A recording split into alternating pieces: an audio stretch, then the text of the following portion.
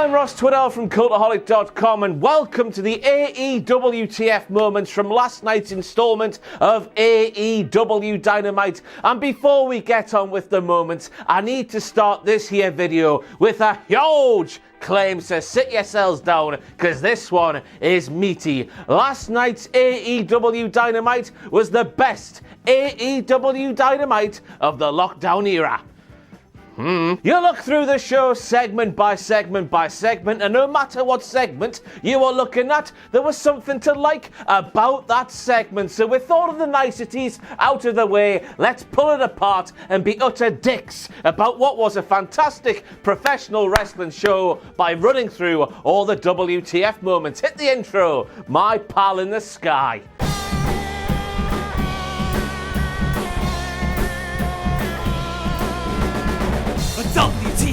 WTF!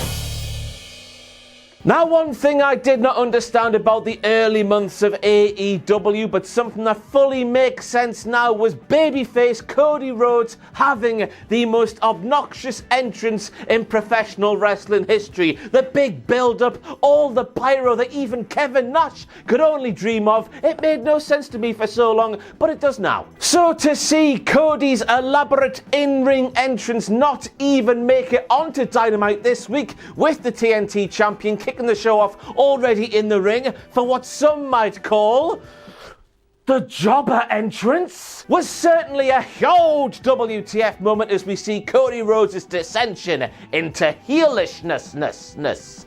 He's becoming a heel. And then Eddie Kingston showed up, and then Eddie Kingston cut a promo that was a really good promo.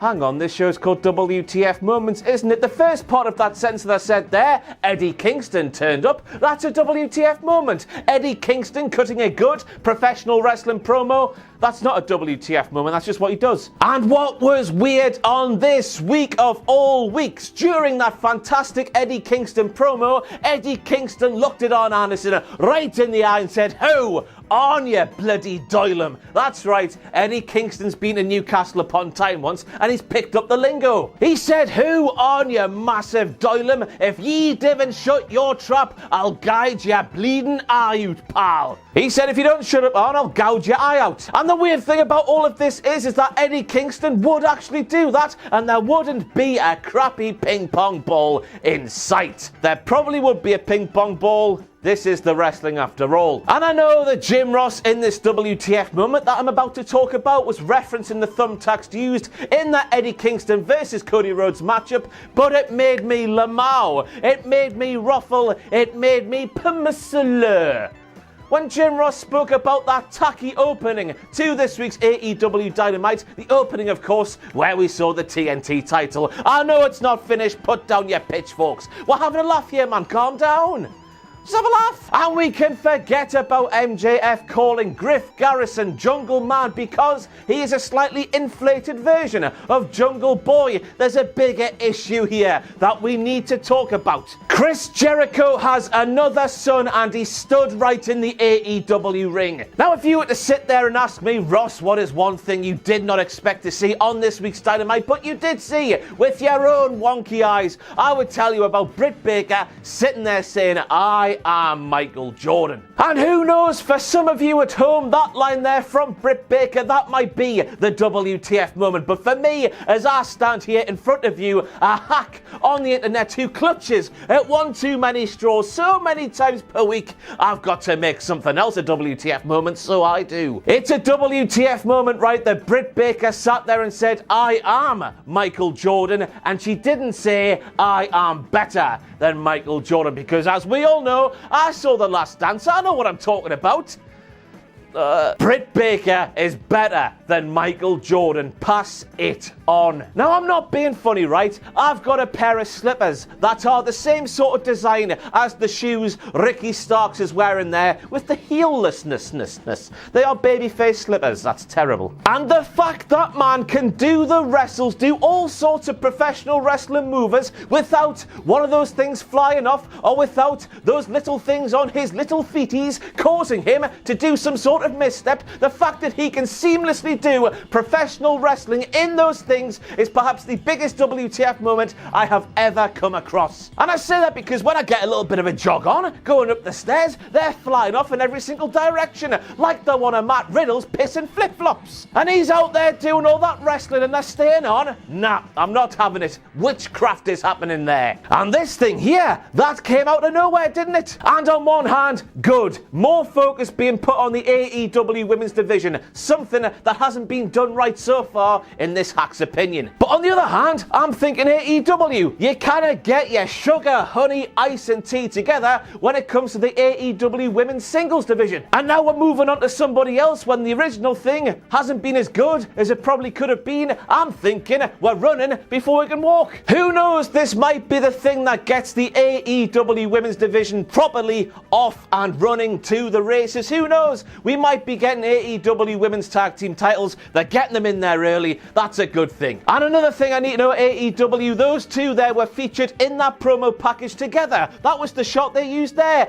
Are they going to be a tag team? Because if they are, they need to win the entire thing. That's right. I'm saying those words and I believe in them. So it's certainly going to be an interesting one. And after saying all of that, I've realised I should just shut my mouth, let the thing happen, and then say some words. That would be a novel concept, wouldn't it, Ross, you twat? Hurrah, you bastard. Thank you to everyone who got in touch last week to let me know that Jim Ross keeps asking the question if the Butcher and the Blade are bakers because their white overalls are not covered in blood like a butcher's normally would be. Bakers are normally pristine white because the flour that gets on them, it just blends in with the whiteness and it's all tickety-boo.